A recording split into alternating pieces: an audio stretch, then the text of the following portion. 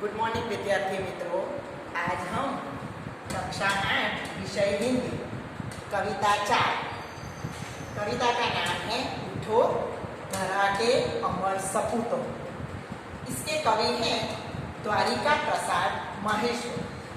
विद्यार्थी मित्रों, आपको पता है हमारा देश कब आज़ाद हुआ? वेरी गुड, 15 अगस्त 1947 को। ये उस समय की रचना है क्योंकि हमारा देश सदियों तक गुलाम रहा। उसके बाद आज़ादी का नया सवेरा हुआ 15 अगस्त 1947 को। ये उसी समय की कविता की रचना है क्योंकि अन्याय शोषण सहते सहते अपना स्वाभिमान खो बैठे थे। तो कवि की इच्छा है कि हम अपने मुर्दे दिलों में नया प्राणों का संचार करना है। इस कविता में प्रकृति के तत्वों से प्रेरणा लेकर अपने ज्ञान का उपयोग करके देश के सपूतों को नव निर्माण करने का संदेश दिया है। उठो धरा के अमर सपूतों, पुनः नया निर्माण करो, जन जन के जीवन में फिर से नव स्फूर्ति नव प्राण भरो।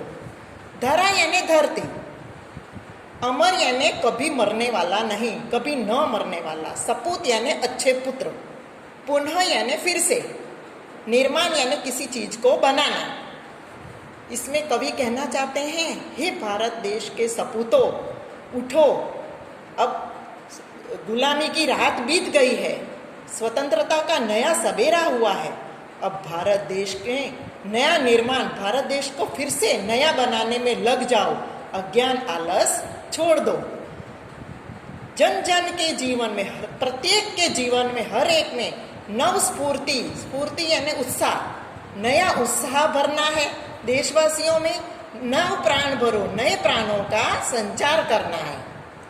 नई प्रातः है, नई बात है, नई किरण है, ज्योति नई, नई उमंगे, नई तरंगे, नई आस है, सांस नई। नई प्रातः, प्रातः यानी सुबह सवेरा, यानी आज़ादी के बाद का नया सवेरा है। नई बातें हैं, बातें भी नई नई हो रही हैं। नई किरण है यानी विचारों की नई किरणें फैल रही हैं। ज्योति यानी प्रकाश भी नया है जैसे। नई उमंगे, सब में नया उमंग है, नया उत्साह है। नई तरंगे, नए नए उत्साह की विचारों की तरंगे फैल रही हैं, लहरें चल रही हैं। नई आस, आस यानी आशा, सबके मन में नई नई आशाएं हैं। सांस नई, सबके मन में, सबकी सांसें भी जैसे नई हो गई हैं। युग युग के मुरझे सुमनों में नई नई मुस्कान भरो, उठो धरा के अमर सपूतों, पुनः नया निर्माण करो। युग युग के यानी हमारा देश सदियों तक गुलाम रहा, तो युग युग के सदियों तक ये मुरझाए हुए सुमनों में, फूलों में नई नई मुस्कान भरनी है, यानी फूलों को फिर से खिलाना है। उठो धरा के अमर सपूतों। डाल डाल पर बैठ विहग कुछ नए स्वरों में गाते हैं, गुनगुन गुनगुन करते भंवरे मस्त उधर मंडराते हैं। यानी प्रकृति भी बहुत खुश है आज़ादी देखकर। पेड़ों की डाल, डाल यानी डाली, पेड़ों की डाली पर बैठ विहग, विहग यानी पक्षी, पेड़ों की डाली पर बैठे हुए पक्षी भी नए स्वरों में गाते हैं, जैसे उनके स्वरों में भी खुशी है, उनका स्वर भी नए हो गए हैं, आवाज भी नई है। गुनगुन करते भंवरे यानी भंवरे भी बगीचे में गुनगुन कर रहे हैं, गुंजित हो रहे हैं और मस्ती से इधर उधर मंडरा रहे हैं। नवयुग की नूतन वीणा में नया राग नवगान भरो, उठो धरा के अमर सपूतों, पुनः नया निर्माण करो। नवयुग यानी नया युग आया है आज़ादी के बाद। नूतन वीणा में, नवयुग नए युग की नई वीणा में नया राग भरना है और नवगान, नए नए गीत भरने हैं। उठो धरा के अमर सपूतों। कली कली खिल रही इधर, वह फूल फूल मुस्काया है। बगीचे में कलियां भी खिल रही हैं जैसे, और हर फूल मुस्का रहा है, खुश हो रहा है। धरती माँ की आज हो रही नई सुनहरी काया है। धरती माँ यानी भारत माता, उसकी भी जैसे नए प्रकाश से, स्वतंत्रता के प्रकाश से, सुनहरी यानी सोने जैसे रंग की, काया यानी शरीर,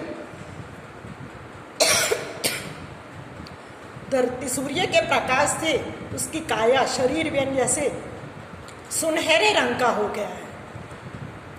नूतन मंगलमय ध्वनियों से गुंजित जग उद्यान करो, उठो धरा के अमर सपूतों, पुनः नया निर्माण करो। ये देश के सपूतों से कवि कहते हैं, अपनी नूतन मंगलमय ध्वनियों से जगत रूपी उद्यान यानी बगीचा, जगत रूपी बागीचे को गुंजित करो।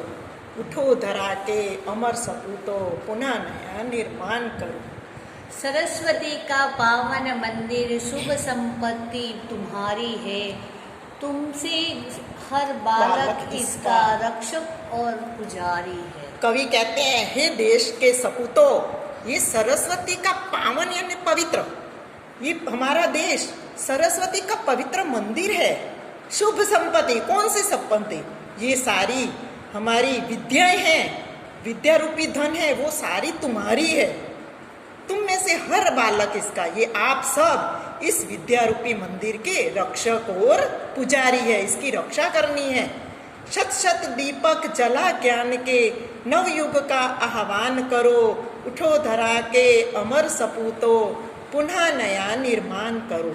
शत शत यानी 100, सैकड़ों, शत शत दीपक जला ज्ञान के, आपको ज्ञान के सैकड़ों दीपक जलाने हैं। नवयुग का आह्वान, नए युग का आह्वान यानी ललकारना, चुनौती देना, नए युग का आह्वान करना है। उठो धरा के अमर सपूतों, हे देश के अमर सपूतों, आपको अज्ञान और आलस छोड़ के भारत देश को नया बनाना है, उसका भविष्य ज्ञान का उपयोग करके उसके भविष्य को उज्जवल बनाना है। पुनः नया निर्माण करना यानी अपने देश को, देश के भविष्य को उज्जवल बनाना है, अच्छा बनाना है। आप ये कविता अच्छी तरह पढ़ना, गाना और इसके शब्द निर्माण, निर्माण यानी बनाना, किसी वस्तु का बनाया जाना। धरा यानी धरती, जमीन, भूमि। पुनः यानी फिर से, यानी दो बार। गुंजित यानी भूरों की गुंजाश से युक्त। प्रायः यानी इसको ये डबल डॉट होते हैं, इसको ह बोलते हैं, प्रायः, अक्सर। उद्यान यानी बाग। आह्वान यानी ललकार अथवा चुनौती। स्फूर्ति यानी उत्साह। तो विद्यार्थी मित्रों, ये आपको कविता पढ़नी है, गानी है, याद करनी है और नोट में उसकी सरल भावार्थ उसका लिखना।